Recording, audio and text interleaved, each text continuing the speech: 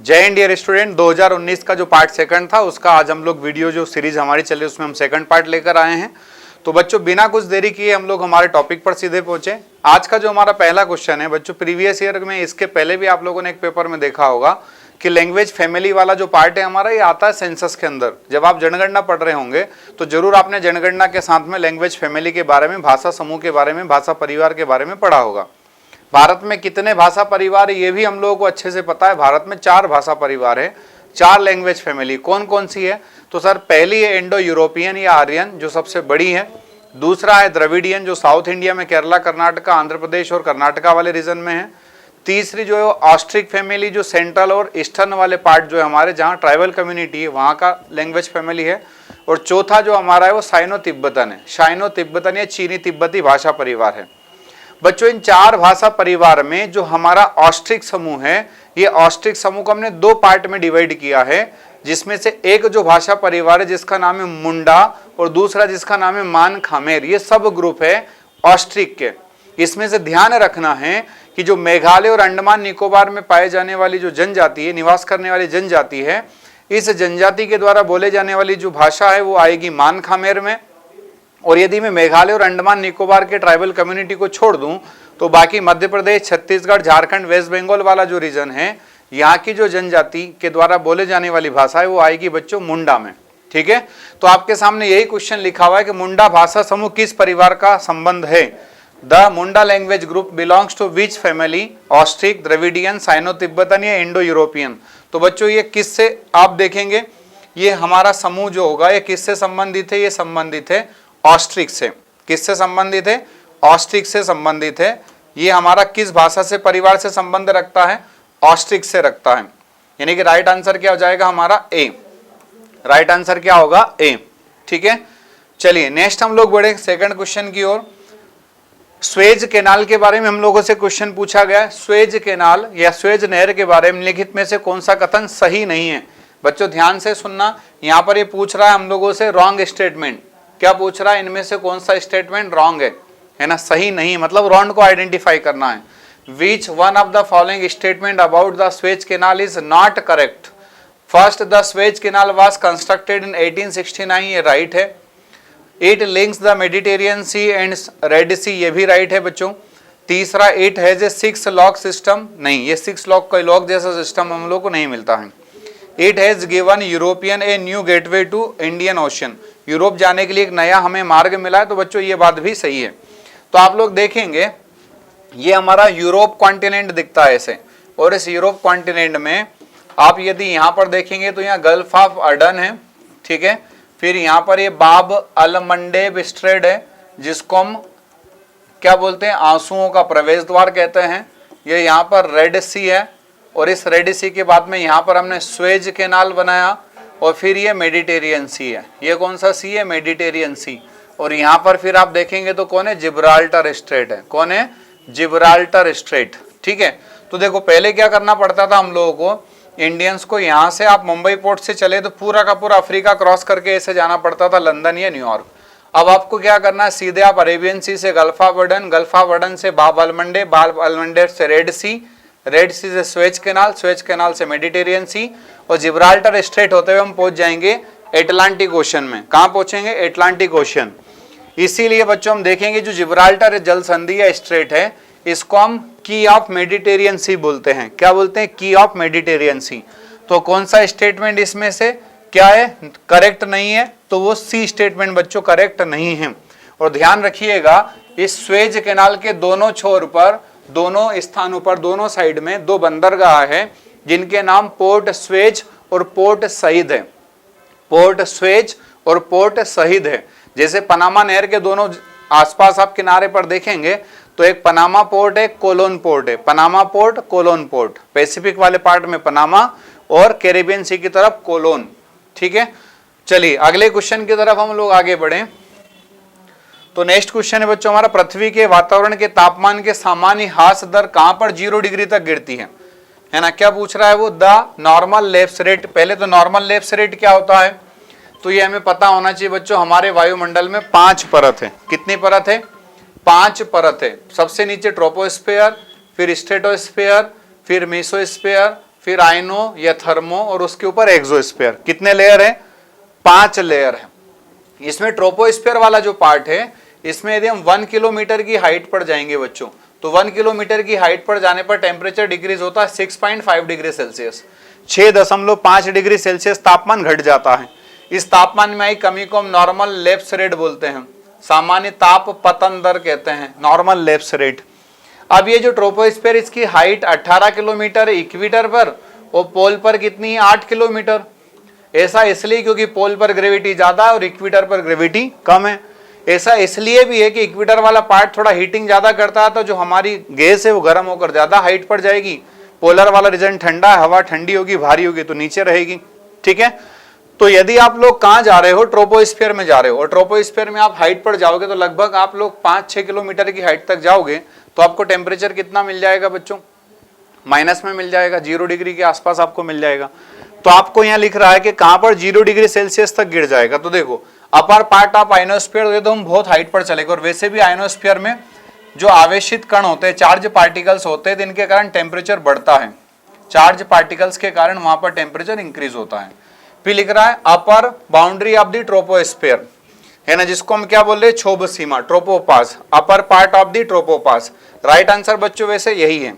ठीक है, अगला लिख रहा है मध्यमंडल के निचले हिस्से पर, lower part of the mesosphere. Lower part में भी हम देखेंगे जैसे जैसे हाइट पर जाते हैं तो टेम्परेचर घटता जाता है, और मेसोस्फीयर में कितना मिलता है? -100 डिग्री सेल्सियस। और अगला है upper boundary of the stratosphere. तो स्ट्रेटोस्फीयर में बच्चों ओजोन लेयर के कारण, ओजोन परत के कारण तापमान में वृद्धि होती है। तो आपका स्ट्रेटोस्फीयर और आयनोस्फीयर तो हो नहीं सकता है। अब आपके मन में कंफ्यूजन था कि सर ट्रोपोपाज लिखें या मेसोस्फीयर लिखें, तो बच्चों 0 पूछ रहा है, तो 0 के लिए हम लोगों को राइट क्लिक किसको करना है? ट्रोपोपाज। किसको करना है? ट्रोपोपाज में जाकर टेम्परेचर कितना मिल जाएगा हमें? 0 डिग्री सेल्सियस तक गिर जाएगा। ठीक है, चलिए नेक्स्ट क्वेश्चन की तरफ हम लोग बढ़े आगे। अगला है राष्ट्रीय सांस्कृतिक संपदा संरक्षण अनुसंधान का मुख्यालय कहां पर स्थित है? क्या पूछ रहा? The headquarter of the national research laboratory for conservation of culture property is located at. तो हम लोग देखेंगे बच्चों, जो लखनऊ है, कौन सा शहर है? लखनऊ। यहाँ पर हम लोगों को क्या मिल जाएगा? National research laboratory for the conservation of culture, यानी कि हम लोग यहाँ पर देखेंगे राष्ट्रीय जो हमारी सांस्कृतिक संपदा है और संरक्षण है, उसके लिए हम लोगों ने यहाँ पर रिसर्च इंस्टीट्यूट स्टेब्लिश किया है। क्या किया है? रिसर्च इंस्टीट्यूट या अनुसंधान। इस तरह का एक क्वेश्चन कभी कभार आता है बच्चों, है ना, कभी कभार अल्टरनेट ईयर में। ऐसा नहीं हर साल रिपीटेशन हो, ये जरूरी नहीं है, लेकिन इस तरह का एक क्वेश्चन हम लोग को देखने को मिलता है, फैक्चुअल क्वेश्चन है। फिर नेक्स्ट हम लोग देखेंगे अगला, लोकटक झील किस राज्य में है? बहुत सिंपल सा क्वेश्चन और कई बार रिपीट हुआ है। यूपीएससी इसको एनडीए सीडीएस दोनों में प्रेफरेंस देती है ना। तो लोकटक झील हम लोगों को मणिपुर में मिलती है, और इसके अंदर हमें तेरतावा एक राष्ट्रीय उद्यान भी मिलता है, केबुल लामजाओ। तेरतावा राष्ट्रीय उद्यान फ्लोटिंग नेशनल पार्क है यहाँ पर, कौन सा? केबुल लामजाओ। केबुल लामजाओ यहाँ पर क्या है? एक तेरतावा राष्ट्रीय उद्यान है। ठीक है, और इस लोकटक झील के अंदर ही आपको गिरती हुई दिखती है कौन सी नदी? मणिपुर नदी। इसलिए फ्रेश वाटर लेके, ताजे पानी की झील है। पूर्वी भारत की सबसे बड़ी ताजे पानी की झील कौन सी है? लोकटक है। चलिए नेक्स्ट क्वेश्चन की तरफ बढ़े। क्वेश्चन नंबर 20, स्टेलगेटाइट, स्टेलगमाइट और पिलर्स किसके भू आकृतिक निक्षेपण हैं? तो क्या है ये? तो हम लोग देखते हैं कि एक चूना पत्थर वाली चट्टान है, और इस चट्टान में कुछ सॉल्युबल रॉक्स है, घुलनशील चट्टान है, सॉल्युबल रॉक्स है। कैसे रॉक्स है बच्चों? सॉल्युबल। तो ये जो सॉल्युबल रॉक्स है, ये सॉल्युबल रॉक क्या कर रहे हैं? वहां पर जाकर के घुल जा रहे हैं। ये सॉल्युबल रॉक्स जाकर वहां पर क्या कर रहे हैं? वाटर के अंदर ये सॉल्युबल रॉक्स क्या कर रहा है? घुल रहा है, डिसॉल्व हो रहा है, और वहां से रिमूव भी हो रहा है इरोजन के द्वारा। क्या हो रहा है? रिमूव हो रहा है। तो मान लीजिए ये वाला जो आपका एक रॉक ब्लॉक था, यहाँ से इतना जो हिस्सा था वो चला गया, पानी के साथ सॉल्युबल होकर के यहाँ से रिमूव हो गया। अब यहाँ पर कुछ आप देखेंगे, इसके सीलिंग वाले पार्ट पर सॉल्ट के डिपोजिशन के ऐसे कुछ टीले दिखेंगे। तो इन टीले को हम क्या बोलते हैं? स्टेलगेटाइट्स। क्या बोलते हैं? स्टेलगेटाइट। और जो फ्लोर पर आपको यहाँ पर कुछ टीले मिलेंगे सॉल्ट के डिपोजिशन के, सॉल्ट के डिपोजिशन के, इसको हम क्या बोलते हैं? स्टेलगेमाइट्स। क्या बोलते हैं? स्टेलगेमाइट। जो सीलिंग पर है वो टाइट, जो फ्लोर पर है वो माइट। और यदि इनकी हाइट इतनी बढ़ जाए कि ये इससे जाकर मिल जाए, टाइट की हाइट इतनी बढ़ जाए कि माइट से जाकर मिल जाए, तो बन जाता है केव पिलर्स। क्या बन जाता है? केव पिलर्स। तो बच्चों ये मिल रहे हैं हम लोगों को जहां पर सोल्यूबल रॉक्स है, घुलनशील चट्टाने हैं, लाइमस्टोन है, चौक है, ठीक है। और ये बनता किससे? तो ये बनेगा बच्चों ग्राउंड वाटर से। किससे बनेगा? ग्राउंड वाटर, भूमिगत जल से। अंडरग्राउंड वाटर से बनने वाले स्ट्रक्चर है कौन कौन? ये आपके लेपीज है, सिंक होल है, ठीक है। सिंक होल के बाद हम देखेंगे डोलाइन है, उवालाज है, केव पिलर्स है, केवर्न है, ठीक है, स्टेलगेटाइट है, स्टेलगेमाइट है, ब्लाइंड वैली है, ड्राई वैली है, टेरारोसा है, हम्स है। ये सारे जो स्ट्रक्चर है सब किससे बनने वाले बच्चों? ये बनने वाले ग्राउंड वाटर से। और ध्यान रखिएगा, ग्राउंड वाटर से बनने वाले स्ट्रक्चर को कास्ट टोपोग्राफी कहते हैं। KARST, कास्ट टोपोग्राफी कहा जाता है, ठीक है। चलिए अगले क्वेश्चन की तरफ हम लोग बढ़े। क्वेश्चन नंबर नेक्स्ट हमारा है, सोपान सीढ़ी की तरह खड़ी ढाल वाली गहरी घाटी को किस नाम से जाना जाता है? इंग्लिश में आप पढ़ेंगे तो थोड़ा जल्दी समझ में आ जाएगा। A deep valley characterised by the step like slope is known as. अब देखो, मान लीजिए कोई पर्वत था और उस पर्वत को काट करके कोई नदी आ रही है। कौन आ रही है? नदी। तो नदी क्या करती है? एक तो नैरो वैली बनाती है, एक सकरी घाटी बनाती है। और उस सकरी घाटी को हम क्या बोलते हैं? उस सकरी घाटी को हम कहते हैं गार्ज। क्या कहते हैं? गार्ज कहते हैं, ओके। और यदि ये कैसी होती? डीप वैली होती, गहरी घाटी होती, तो उस गहरी घाटी को हम क्या बोलते हैं? कैनियन। इस गहरी घाटी को हम क्या कहते हैं? कैनियन। जो गहरी घाटी है, इस गहरी घाटी को क्या कहा जाता है? कैनियन। इस गहरी घाटी को कैनियन कहते हैं। और जो सकरी घाटी है, narrow valley gorge, deep valley canyon. तो यहाँ उसने पहले वर्ड यूज किया डीप वैली, तो यहीं से हम लोग सीधा आंसर खत्म कर देते हैं। लेकिन देखो, यू शेप्ड वैली कहाँ बनती है?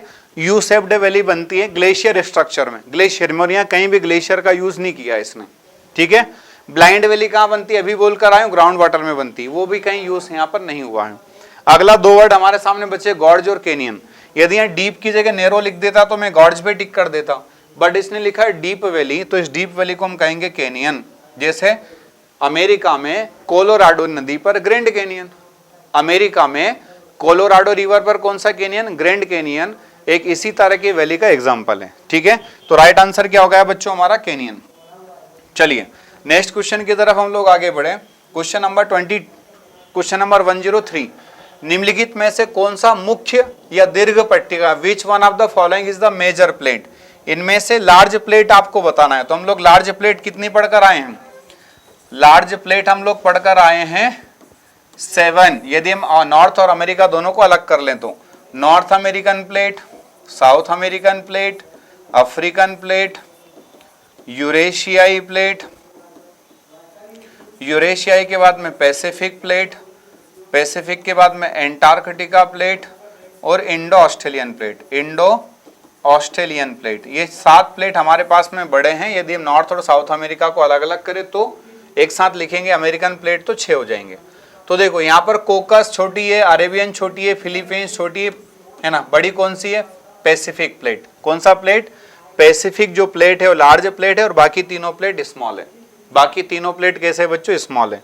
और बाकी बचे हुए 6 प्लेट के नाम भी मैंने लिखे हैं, उत्तरी अमेरिका प्लेट, दक्षिण अमेरिका प्लेट, फिर Africa plate, Indo Australian plate, Pacific plate, Antarctica plate और यूरेशियाई प्लेट, ठीक है। चलिए नेक्स्ट क्वेश्चन की तरफ हम लोग बढ़े। निम्नलिखित में से किस राज्य के पान को हाल ही में जीआई टैग प्रदान किया? 2019 की बात है, हाल ही मतलब 2023 की नहीं हो रही बच्चों, ठीक है। पान बीटल लीफ जिसको हम बोलते हैं, जिसका डायग्राम आप लोग देख पा रहे होंगे। जैसे अभी हमने पिछले साल जैसे जम्मू कश्मीर के हम लोग मशरूम है ना, गुच्छी मशरूम को हम दिया है। मध्य प्रदेश का बालाघाट का चिन्नौर राइस को हम लोगों ने जीआई टैग दिया हुआ है। तो इस तरह से हम लोग एक दिन जीआई टैग के ऊपर एक वीडियो लेक्चर लेकर आएंगे, जिसमें हम देखेंगे जीआई टैग के बारे में, कितने साल के लिए प्रमाण पत्र दिया जाता है, क्या इससे फायदा होता है, ठीक है, कौन इसको देता है, क्या इसका स्लोगन है, कब से शुरू हुआ, कब अधिनियम बना, इसके बारे में। निम्नलिखित में से किस राज्य के पान को हमने दिया है? तो आप लोग देखेंगे यहाँ पर जो बीटल लीफ है, और उसमें डायग्राम भी आपको दिया हूँ। केरला जो है, केरला का जो बीटल लीफ है उसको हमने क्या दिया था? जीआई टैग दिया था। तो राइट आंसर क्या हो जाएगा बच्चों? हमारा केरला। राइट आंसर क्या हो जाएगा? हमारा केरला स्टेट जो है वो राइट आंसर होगा, ठीक है। तो यहाँ पर इस सीरीज में आपने देखा 2019 का आज हम लोगों ने जो सेकंड पेपर था वो कंप्लीट कर लिया है बच्चों। नेक्स्ट सीरीज में हम 2019 का पेपर फर्स्ट कंटिन्यू करने वाले हैं। तब तक के लिए जय हिंद, जय भारत, वंदे मातरम।